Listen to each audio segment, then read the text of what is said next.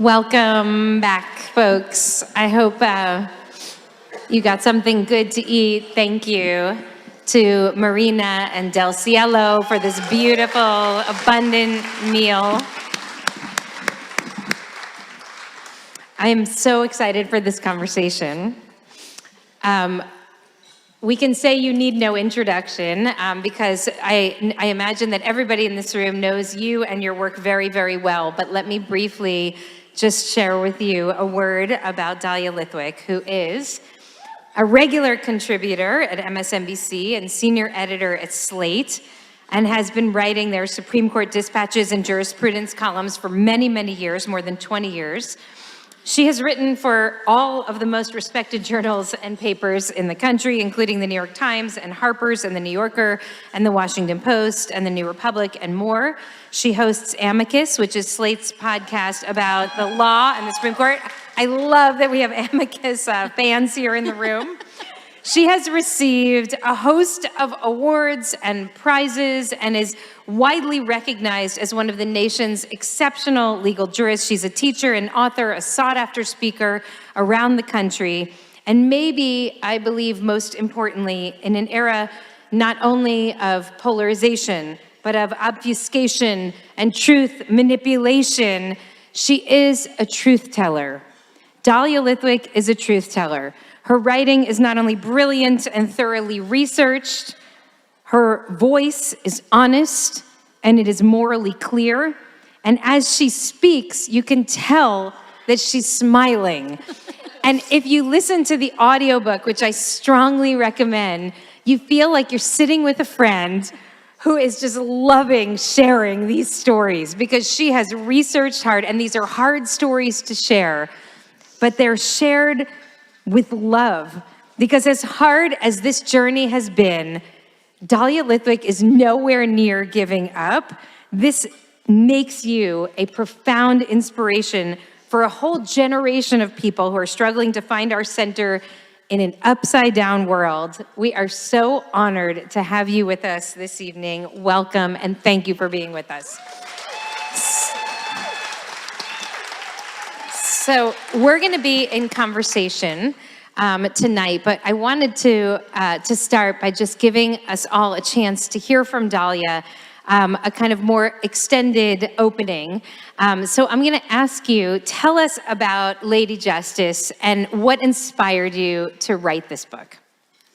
So first of all, that was ridiculous. That was not since my bat mitzvah have I been lavished with praise like that, and that was my mom. And I really want to thank the Ikar family, all of you, especially folks who were going to bring me here, and then I got COVID, and then I had to cancel and reschedule. So to the whole team here, and to Melissa and Adam who are putting me up, and to my family in the back row, and my Charlottesville friends here, and so many people I only really knew from Facebook. I really weirdly feel like I am home. Yes. And I just wanted to start, before I talk about the book, with just a little moment of Torah, if I may, and I realize I do that unwisely sitting next to, I think, one of the great rabbis of our time.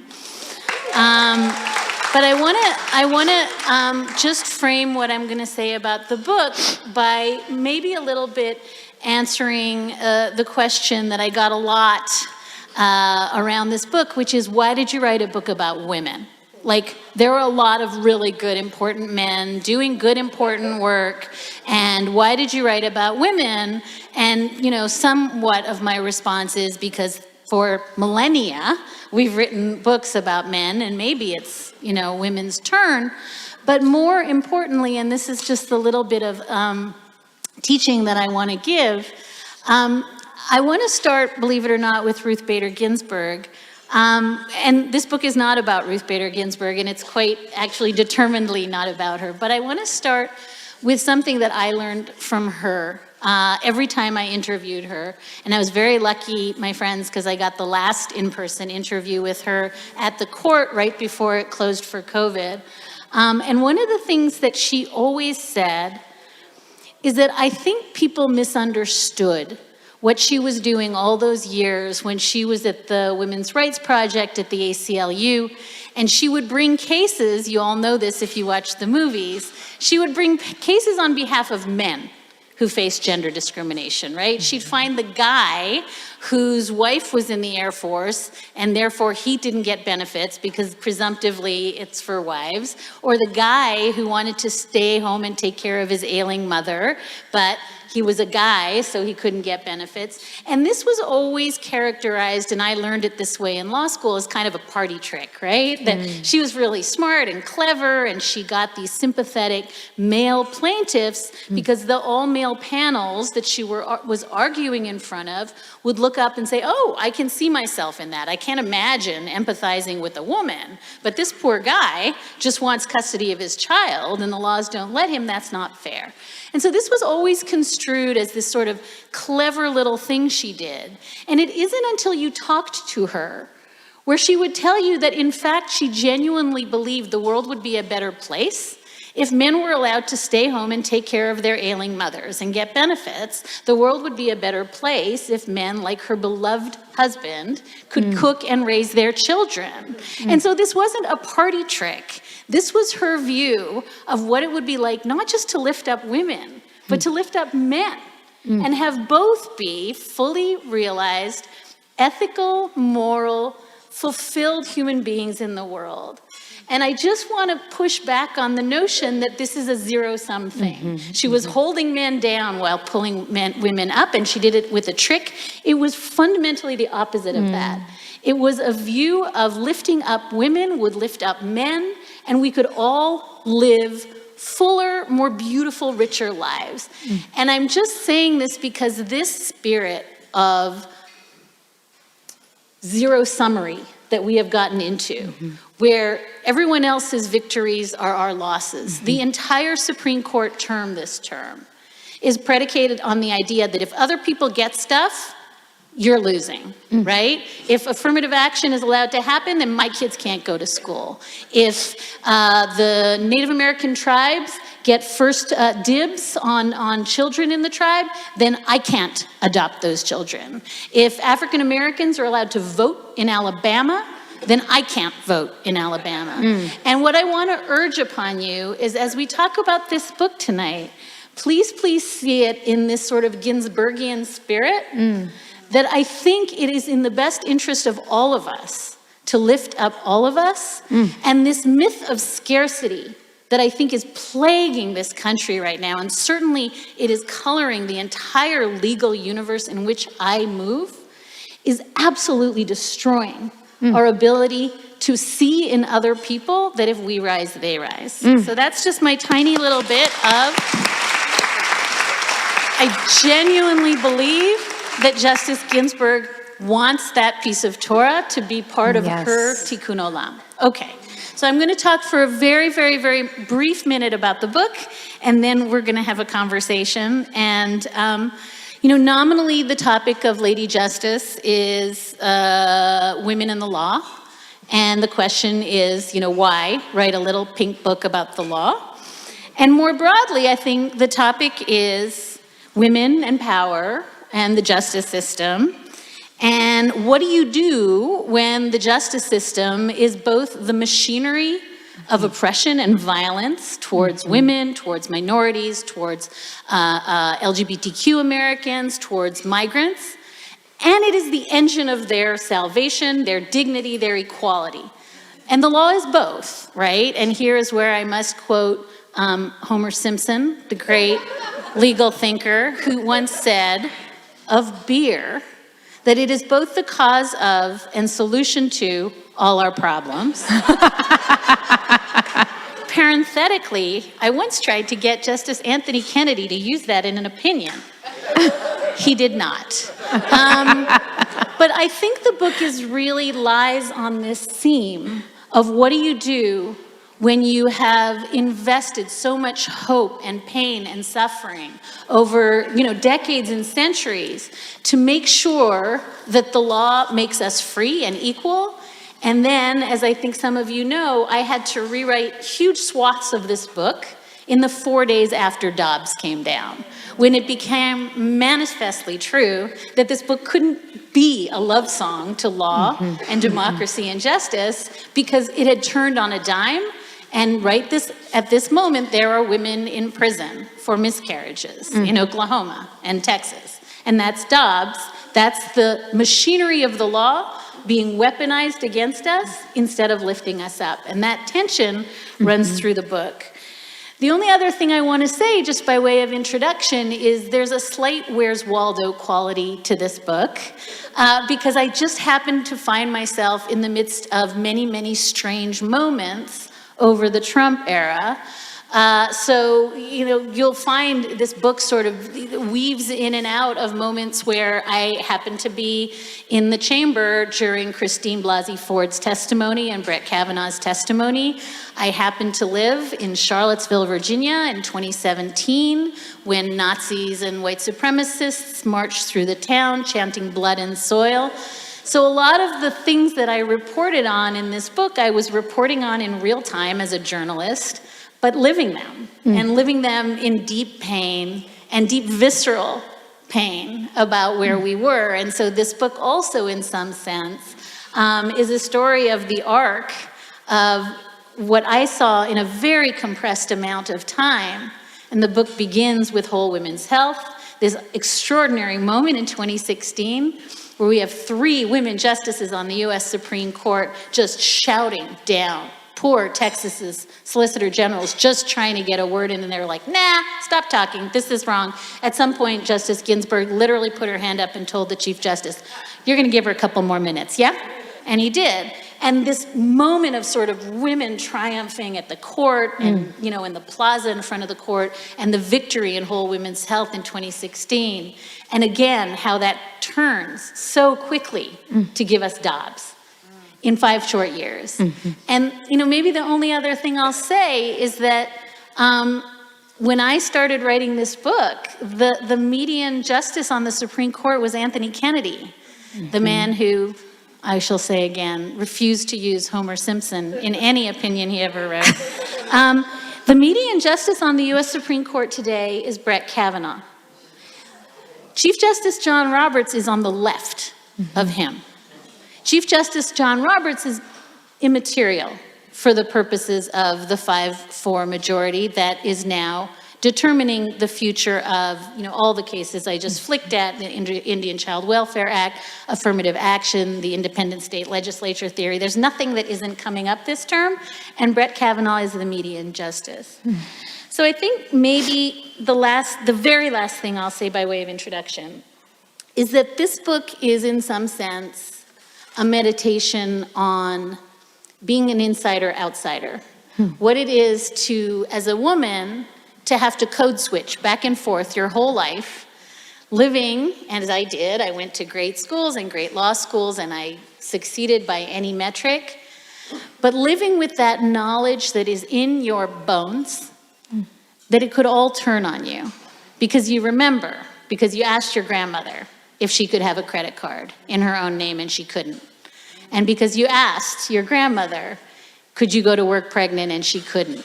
So I want to suggest that split screen life that had women pivot in 1 second after Donald Trump was elected, and all the women in this book in different contexts truly thought they would be doing something very different when Hillary Clinton was elected, and some of them are very clear. I was going to be at the Justice Department. I was going to be making sure that, everybody got birth control. They really thought we were moving forward. And every one of them tells the story of looking around and realizing somewhere in their bones that they remember this story. And the story begins and ends with crowds chanting, "Lock her up," at Hillary Clinton, which you and I probably thought was just rhetoric, right? And then suddenly they were chanting, "Lock her up," at Nancy Pelosi and at Christine Blasey Ford and at AOC. And now they are locking her up around the country for miscarriages. So I just want to submit, and I could be wrong, that one of the reasons I felt the need to write this little pink book is to lift up women who are ordinary. Every woman in this book, the week of publication, sent me a note to say, this is a great book. These women are all heroes. I don't know why I'm in it, including Sally Yates. Every one of these women thinks they are ordinary. And so I end by saying, I think that we grieve Justice Ginsburg. We're looking for the next Ruth Bader Ginsburg, and yet these Ruth Baby Ginsburgs in my book are all around. They are extraordinary. They are in this room. They can change the world, but we really, really have to lift them up and celebrate them because they are magic. Oh my God.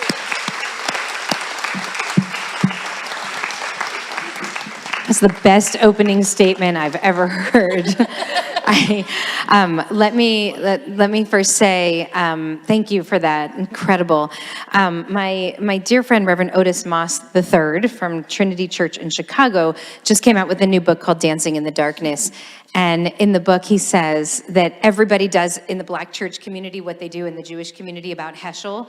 They say, "Where's the next king? We need the next king." And Otis says, we don't need the next king. We need the next 1,000 kings. And they don't need to be kings. They need to be all different in their own ways. Everybody's stepping into the fight, each of them unique and different, bringing their own gifts in their own ways. And I think that's what you're pointing to here.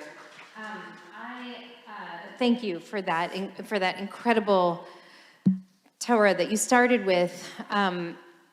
Last year, I learned a sforno, an interpretation of the plagues, which we read actually in Parshat Vayera this week. And I wasn't intending to speak about this, but actually Sforno writes that the intention of the plagues was not to punish the people of Egypt, but to get them to try to make tshuva, to change. Because ultimately the intention, God's hope, was not that Israel would win and Egypt would lose, but that we could all be liberated. And Abraham Joshua Heschel wrote, where's the next Heschel? Wrote, some years ago, like the great tragedy of the Exodus was that the Egyptians could have been liberated too, but they chose not to. And as you're speaking, I'm thinking about this anti-woke law, and AP African American history is now illegal in Florida because who's harmed by people learning African American history, right? And so, I think it's so important. Actually, I would love for you talk about both sides. We're not going to go in order here. So folks, every person should get the book, buy it on Audible and also in hard copy. And so you can listen to it and then go back and read it and highlight. But we're not going to go in order, but I'm just going to pull out some themes that I was really just so compelled by that I can't stop thinking about. One is both sides journalism, and you talk about the kind of pressure on journalists to show that that you're going to that you're not taking sides and you're going to be fair arbiters, but that ends up putting people on a particular side of the argument. And there was an article that Rebecca Solnit actually wrote maybe a year or two ago that I want to just lift up here, and I'm going to ask you for your thoughts about this, and you can share what the challenges were for you as a journalist in this space. But she wrote, "The truth is not some compromise halfway between the truth and the lie, the fact and the delusion, the scientists and the propagandists. And the ethical is not halfway between the white supremacists and the human rights activists, the rapists and the feminists, the synagogue massacrists and the Jews, the xenophobes and the immigrants, the delusional transphobes and the trans people. Who the hell wants unity with Nazis until and unless they stop being Nazis?" So yeah, she's fire. So, and even still, the dominant form of journalism today, as a layperson who just partakes in journalism by reading and watching, seems to be an attempt to try to, we're all just in this conversation and there's truth everywhere. And I wonder if you could just help us understand what is the danger of both sides journalism. I think you just, are we on Maya? I think you just said it. I think the danger is, the quip you've all probably heard is that if somebody tells you, it's raining purple. Your job isn't to say, some people say it's raining purple and other people say it's raining white. Your job is to open the window and look at the color of the rain and report. Like, we have to have some skin in this game. And I think that, there's a long-standing tradition that, journalists were all too liberal and all the papers were too liberal and the New York Times is too liberal. And so the corrective for that was to counter-program it. And that way you'd sort of get, something that was meant to be that sort of, the sine wave in the middle that was truth.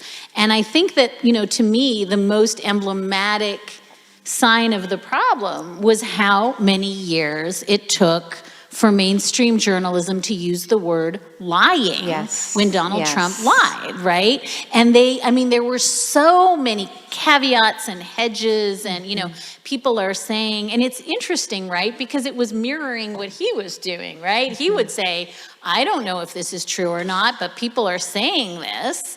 And then we as journalists were performing that same act by saying, he's saying this, I'm not passing judgment, I'm just reporting. And so I think by the time, I almost want to say it was 2019 before headlines would actually say in the headline, misleadingly says, distorts things. It took such a long time before we stopped sort of taking stenography and being like, well, he's amusing, he's good for traffic, and that's what, eventually puts braces on my kids' teeth. And so I think there was this impulse to both just write, whatever we thought would sell. And as you say, pitting, one side that was fundamentally at least trying to tell the truth against one side that was quite aggressively distorting it. And I found myself, I won't name the TV show, but I stopped going on one of the Sunday morning shows because they kept putting me against somebody who was an activist who was paid dark money from, Leonard Leo's troughs. And I would say, but actually that person isn't bound by any journalistic code of truth. And so to put me against that person, and I actually have to tell the truth and they're just saying stuff, isn't both sides. And so I'm deeply worried, and we can talk about the Kavanaugh hearing or not, but I was very, very deeply personally upset by the way that even the journalists who were in the room did this kind of dispassionate two-step, right? Where they're just like, I'm just going to report what's happening. And in the room, what was happening was, a 12-car pileup on the freeway. Ooh, that was an LA joke, but it was like unbelievable how bad it was in the room. And the women, by the way, the journalists who were covering it, when then Judge Kavanaugh was screaming and spitting and pounding on his yellow pad, and the women's shoulders were rucked up around their ears because it was actually quite scary. And then we all went and typed our story. Right. I remember in the book you say that your son, texts you or calls you and says, are you safe in that room with that man? Right? Like he as a child understands the danger there. Not that in that moment you're physically in danger, but being in a room with a man with that kind of rage. Yes, I think that's so, it's so powerful. And so you saw it. You were right there as it happened. I mean, we witnessed it. I think there was such an eruption when those hearings happened. Clearly, I think it changed many of us. I remember it was Parshat Bereshit that as the hearings were unfolding, and I saw something I never saw in the Torah that Shabbos, which is that the two creation stories in Genesis chapter 1 and Genesis chapter 2 talk about two fundamentally different realities. Some of you were there that Shabbos. I was talking about how in chapter 1, there's this androgynous being that's both male and female and perfectly equal, both created in God's image. And then chapter 2 is Eve that's really subservient to Adam, that's created out of Adam in order to serve Adam. And that I thought that that day, that week, as I was experiencing the trauma, the secondary or vicarious trauma that many of us were experiencing, I thought, part of the reason that this is such an eruption for so many of us and so traumatizing is because we live in a mentality of Genesis chapter 1. We want to believe that, we strive to build partnerships and friendships and relationships that are actually built on really true equality and respect and love, both of us created in God's image. But our systems are still rooted in Genesis 2. Our systems are built in Kavanaugh's reality, not our reality. And for the first time, I realized God gave us two choices. You can live like this or you can live like this. We chose chapter 1, but the world chose chapter 2. So when in your heart you believe that it's possible for all human beings to be in God's image, but you live in a world that's grounded in systems that are fundamentally exploitative, that are fundamentally hierarchical, then a moment like this happens and you break, right? Because you just realize that you're clashing with your reality in a way that just breaks the myth of your existence. So first off, what you just did is so beautiful because you actually pointed up that Ginsburg teaching I started with by saying that's Genesis 1, right? That's the first creation story. We're all lifted up, which is very cool. I think one of the things that I realized, and this is a theme also throughout the book, is that I came up through law school thinking the law was pretty awesome. Mm-hmm. And, not perfect, arc of the moral universe, bending toward justice, we are getting there. And I really believe that. And I think that the book, in a sense, is a series of kind of detonations of that certainty. And not just for me, I think every one of the women that I profile has some version of that moment when they say, oh my God, this system is working exactly as it was designed to work. Yes. Which is to make sure that white men, will always have a thumb on the scale and other entities are always going to have to push and fight and probably lose. That's the Electoral College. That's the way the Senate was built. That's the filibuster, right? The whole system is built to do just this. And so when we say things like, the end of Roe was the demise of abortion rights in the United States, if you were a black woman in Texas, you never had Roe. The day the Hyde Amendment passed, you didn't have a right to abortion under Roe. And so I think a lot of the magical thinking, even for folks who were shattered when Dobbs came down, came from this notion that things were a lot better than they were and a lot more fair and just than they were. And now I think, and this is in some sense where for me the hope of the book lies, is that only in having those blinkers come off can you say, okay, so this is what the Electoral College does.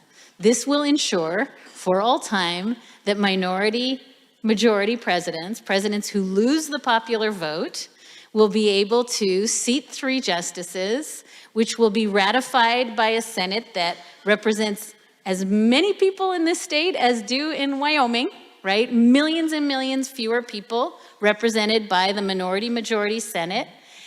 And they will seat Supreme Court justices who will then do what? Bless gerrymandering, bless vote suppression, do all the things that will make sure that minority rule goes on and on, right? This is a system working as designed. And I think we all thought, I sure did, if you just get out and vote every couple of years, we're good. That all of the stuff we were seeing was the death rattle of something that was not enduring. Okay, it's pretty enduring. And not only is it enduring, but actually it's working within structures that are designed to make sure it wins. And so for me, I think it's no accident that the last 3 chapters of this book are about voting. And I really there was a part of me that said, Dahlia, really? You're going to write about gerrymandering and one person, one vote? And people are going to be like, oh, please, this is not interesting. But it's so important because the arc that you are tracing and the arc the book had to trace, is that you can win lawsuit after lawsuit after lawsuit and lose democracy. Yes. And you're going to lose democracy because of a court that's broken, of an electoral college that's broken, this independent state legislature act that is going to make it impossible for state supreme courts to rule on state legislative efforts to change election rules. All of that stuff doesn't get fixed just by lawsuits. It gets fixed because every single one of us, all the Ruth Baby Ginsburgs, work every day on structural democracy reform. And so I think what you're asking, I love the question, because those are Breshit too. They're all structures of power and oppression. But I think that you have to see that there is a line between the two and choose to be in the first story. And here's the good news.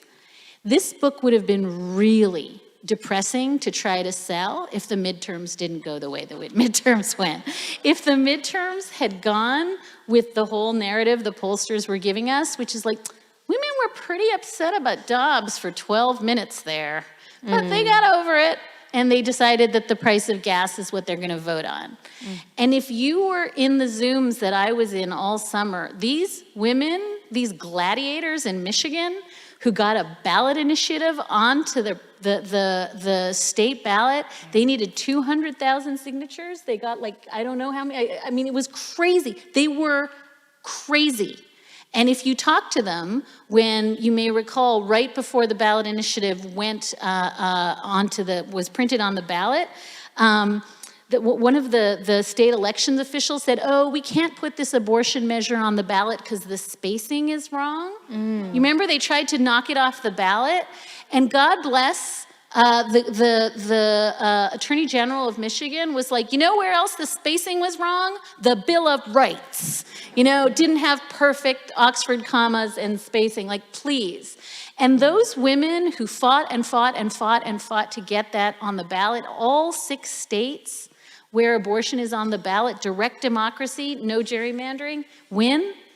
This is the work. And it's so tedious. It's not sexy. There's no dun dun Law and Order theme, but it is the work that we have to do. Yes, amen. Yes. You know what my favorite line of the book is, and it's not. I'm not the only one for whom this is the line that I'm stuck with when I leave the book. But there's this moment that you describe that Anita Hill is in a classroom and she's giving a lecture, and some male student in the class, basically raises his hand and says, Professor Hill, it's not like the sky is falling. And Professor Hill responds saying, we don't live under the same sky. Right? We just live in fundamentally different realities. And I think part of what's becoming clear through the Trump administration since 2016 is that we really do live under different skies. And even, I remember in the beginning of COVID, everybody was saying, well, at least we're all in the same boat. And somebody very thoughtfully corrected, we're all in the same storm, but we're in very different boats. Right? And that's why when we had, I would meet with my pastor friends on Zooms in the beginning of COVID, and, and we would talk about how many funerals we were doing every week in our communities. And the numbers were off the charts in many of the Black church communities that my friends pastor to, because all of their congregants still had to go to work because they were the frontline workers who were putting the groceries on the shelves and who were driving the trucks. And whereas in many of the communities that had more resources, people struggled working at home, but at least were able to shift toward working at home in many cases. We don't live under the same sky, right? I think you speak so powerfully in the book about the relationship between vulnerable communities and the law.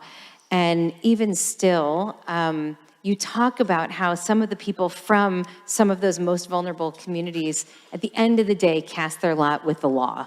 as flawed as it is, as broken as it is, they recognize that this is our path, that we have to continue to pursue justice, even in an unjust system. Can you talk about that a little bit? I mean, it's Anita Hill night, but one of my favorite lines in the book is Anita Hill, who, if any human being had the right to just give up on due process and the law, it might be Anita Hill, for whom the entire system failed her from start to finish. And yet she's the person who most tightly lashes herself to the idea of justice and the rule of law, knowable, immutable legal truths. And what she said to me in the interview, and it kind of rocked my world, much as the we live under different skies line rocked yours, is she said, we don't have another choice. Without law, it's chaos. Without law, it's just force and power. And you know who loses? Vulnerable communities. And one of the paradoxes I noticed in interviewing, because every single one of the subjects of the book comes down in a slightly different place on this question of how much am I going to pour my hopes and dreams into this fundamentally flawed system, is that the paradox is that some of the people who are most passionate about the idea that there's no plan B, right? There's no plan B. If the rule of law ends tomorrow, I say this often depressingly, if constitutional democracy ends, plan B is the army. And that's what we are seeing around the world right now. And so when I interviewed all these women and asked them sort of iterations of how can you possibly work within a system that really is skewed against you from the get-go, ironically, it was the women of color. It was Vanita Gupta. It was Anita Hill. It was Nina Perales, who said, this system can be perfected. We don't have the luxury of starting some new system. And ironically, it was, young, brash Becca Heller, who is by far the youngest subject of the book, who just straight up, I know I'm in a holy place, but I'm going to say, who just straight up said, look, Dahlia, the law is bullshit. It's just, I'm going to use the master's tools to take apart the master's house. I have no magical thinking. I've invested no sentiment into this great justice system. But as long as I can use the tools and get a couple of licks in, I've had a good day. And so it was very much one of the surprises to me of the book, that some of the people who were most invested were the people who had the least reason to be. And maybe that just, the book lands on Stacey Abrams, who's organizing in Georgia. And not only, right, thank you, because Stacey Abrams gave us Georgia. Yeah. But I think that it really goes to this same principle that Stacey Abrams, who has no reason to believe the law is going to show up for her. It has never shown up for her. And yet what she does, and this is the genius of her project, is goes into communities where people have absolutely no reason to vote, because voting has never, ever, for one day in their lives, made a material difference, and she convinces them. And then not only does she convince them, but she gets them to evangelize. And they build networks, and they build systems, and all of those Ruth Baby Ginsburgs that she works with have changed the world in Georgia. And that's a years-long project. That's not a day. But it is exactly that act of saying, if we all collectively hold our breaths and believe that this justice thing that has never, ever operated, but it might, that's the work. It's so powerful in the Stacey Abrams chapter when you talk about Black folks in Georgia waiting online for 8 hours to cast a vote when there will be no material change in their life based on who they vote for, and they know it, but they're trying to transform a system. So I want to shift gears for a moment, and in a few minutes we'll take a couple of questions before we close. I remember hearing an interesting critique a couple of years ago that after these massive gun violence events, the TV news always tells the same story, which is the incredible resilience of the small town that got hit. We never thought it would happen here, but look at all these heroes. Look at the way people are coming forward. And the critique was, we have to stop telling this story. Right? We have to stop telling the story about the resiliency of the small town that overcame the massacre, because that feels good, and we should not feel good after an act of mass violence. It numbs us in a way, and it turns us away from the outrage that we should be experiencing, because we're like, oh, it's so beautiful how they all came together. It's not a beautiful story. It's a horror show, and if we don't think of it as a horror show, we don't act on it. Okay, so I want to bring you to a similar shift of a different magnitude that brings us back again to Anita Hill. By the way, every night is Anita Hill night as far as I'm concerned, so I'm happy to stick with her. You write something so interesting and counterintuitive, but once you say it, it's so right, about sympathy not being a win. And I want to ask if you'll share with us about when President Biden called Professor Anita Hill to apologize to her, and what that actually meant, and why it's probably not what many of us thought that it was in your analysis. I mean, I think that there's a very depressing line in the book where I say that, you know, Anita Hill and Christine Blasey Ford and so many of these victims that we sort of lift up and celebrate, they get feelings and men get process. Men get law, women get feelings. And that seems to be the way we divvy it up. And this was an example of, you know, President Biden, then Senator Biden, you know, really did not run the Judiciary Committee in a way that was by any metric fair to Anita Hill. And we know that now. I think that's just empirically true. And he called her to apologize at the beginning of his campaign, because a lot of women were having trouble supporting him in light of that. And she, I think, really balked at the idea that what she wanted was his sympathy. I mean, I think she essentially says, I want the system to be fair. It does me no good for you to say I'm sorry and then not change the system. And by the way, Anita Hill quite literally wrote the playbook after her own confirmation debacle so that what happened to Christine Blasey Ford would not happen to Christine Blasey Ford, up to and including a New York Times article where she said, "Dear Judiciary Committee, don't do this again. These are the things you can do to make sure that what happened to me does not happen." None of those things were put into place. And what did we do? We turned around and said, oh, that Dr. Ford was very credible. I felt bad for her. She really suffered something. What did Susan Collins say? Something terrible happened to her. I really feel for her. That's not process. That's not law.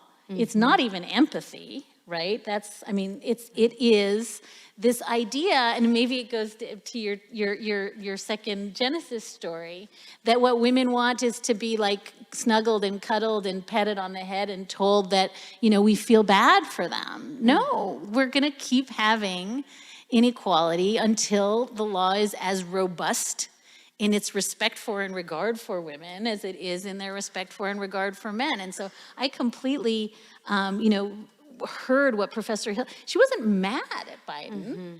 She's so above that, plane. She just wants us to learn so that it doesn't happen to the person after Christine Blasey Ford.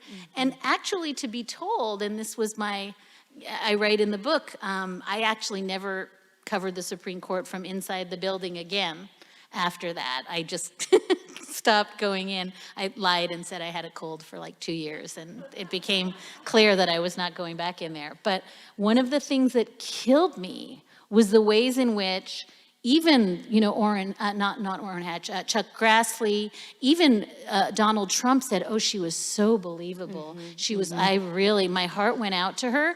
And then we stepped over her as though she didn't exist. And that's not only is it not a process, it is antithetical to justice to think if we just feel bad for someone, we don't do them the honor, the kavod of giving them an actual meaningful, just outcome. That's right.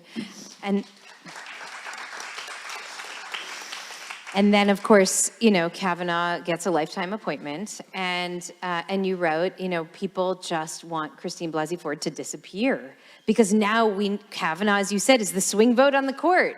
And so what we need to do now is not demonize Kavanaugh, but try to pull him away from the radicalism of his compatriots on the court. I'm sure that there are folks who have some questions here, so we'll be able to take a couple of them. I want to. There's so. I said to Dahlia when we were chatting this week, like, I want to talk for 5 hours. Can we? I just want to keep talking and talking with you, but mostly listening and hearing you talk. But one of the things that maybe we can just. I'll bring us to here, and folks, if you have a question, let me see you so that I can know to come to you in a moment. You speak very personally and very. It's very raw what you write about your own personal experience in the system. And I'm so grateful to you for going there. And I'm sure it was very difficult to make yourself in some way also the subject of the book. And I deeply appreciate that. So I first just want to say thank you. It's very meaningful. And I know that for every person who stands up and speaks out about being a victim or a survivor of harassment or abuse, it paves the way for many, many more people to find validation and to find our voices and to feel that we too can step forward. And I shared with you that I recently was speaking with a friend who was in a work environment with a predator and found out that there were actually many victims of this predator. And she fully believed that the women, the sisters, were going to link arms and step forward, and they were going to step into the light together, and that would be the end of this terrible chapter. And not one of them could do it. And she didn't judge them for it. It just broke her heart because she realized we have this fantasy that like the world has changed, and in so many ways we're so far from it still. I thank you for bringing yourself into the book in this way, and I thank you for bringing your family in because you talk about your son or sons, and I'm so struck by the world that you're building for them to inherit, the world that you want them to inherit. And so I know that you stepped away from the SCOTUS press, junket as the, like, what were you, number 17? And that was not an act of giving up. That was an act of rerouting, I think, to give you the chance to continue to do the good work, but not in a place where you felt like you really could no longer be. And I just wonder if you can paint for us, because when I introduced you that I feel like you're smiling when you're telling the stories, and it's not just because you have a great sense of humor, but it's because I think which you do, but I think you have a fundamentally hopeful outlook. And I can feel it in the way that there's a trajectory to every one of the stories that you tell.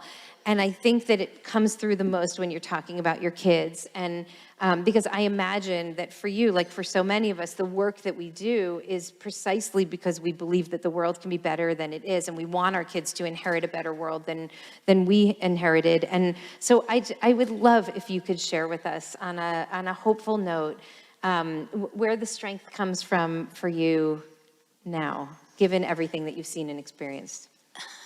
I mean, I think first of all, it's funny that the Amicus fans will probably clock that I have been, on a sort of downhill, like, it used to be a pretty funny show, and it's been pretty grim, I think, for the last couple of years. And there you go. My producer says, you're not Eeyore, you're Broken Tigger. And Broken Tigger is so much sadder than Eeyore, so that's like, right? Thanks, Sarah. But this book is incredibly hopeful, and I think surprised a lot of people from like this guy who's been feeling pretty glum. But I think for me, and you kind of pulled the moment in the book that I could not get through reading the book on tape without crying, and I tried 7 or 8 times, and I think you can probably catch it if you listen, is the moment where Kobe, my older son, just looks up and says, completely generously, and I was freaking out about something I was writing, and he said, I know you don't like to write about you, but sometimes you have to write about you so that other people can tell their stories. That's how this works. And it was in some ways like the wisest. And he was about 14. He was the most self-absorbed, narcissistic, mirror-gazing teenage boy, But then he said this like mystifyingly elegant thing. And for me, it's that I think our kids are amazing. And I think that, again, if the election hadn't proven to us that these Gen Zs are terrifyingly effective, they're good voters, they're smart, they don't join clubs, they're not answering, when the pollsters call, they're not answering their non-existent landlines. They are so much better than us. And they really are more capacious, more generous. Mm-hmm. I look at these kids and I just think, and my kids, peep out in the book, but like so many of the women I interviewed, including Anita Hill, including Vanita Gupta, including Robbie Kaplan, just say these kids are a juggernaut for justice. And at some point, you can suppress the vote, you can gerrymander, you can do whatever you want to do, and these kids are going to rise up and they are going to change everything. And so that's what gives me hope. Yeah. All right. Do we have a burning question, or is that a note to end on? Okay. I think I'm gonna make the call. I feel like we should end there because it's so it's so powerful. It's so right, and there is a halacha that I love, which I love many halachot. There's one law that I love, which is when we bring out the Sefer Torah tomorrow morning and we're reading, and if there's a smudge or a problem with one of the letters. You're not supposed to read from a Sefer Torah that's no longer kosher if the letter's been blotted out. But the grown-up readers know what it's supposed to say, and so we might not be the best gauge of whether or not it's still legible. And the halacha says, so what do? You call a child forward, and a child will tell you if it's pasul or if it's kasher, if it is kosher or not kosher. I just translated kasher as kosher. The child will tell you if it's right or if it's wrong, and so I'm gonna take your son's plural wisdom, and I think that the children are telling us that something in our society is terribly wrong, and that there's a path forward. They are hopeful. They're not giving up, and I think if we follow their lead, we will do very, very well. Please, if you haven't yet, this is an excellent read, and I'm so grateful to you, Dahlia. You always have a home here. I hope you'll come back whenever you're on the West Coast, and we're so deeply grateful. Shabbat Shalom. Yes. Thank you. Thank you. Very kind. Oh my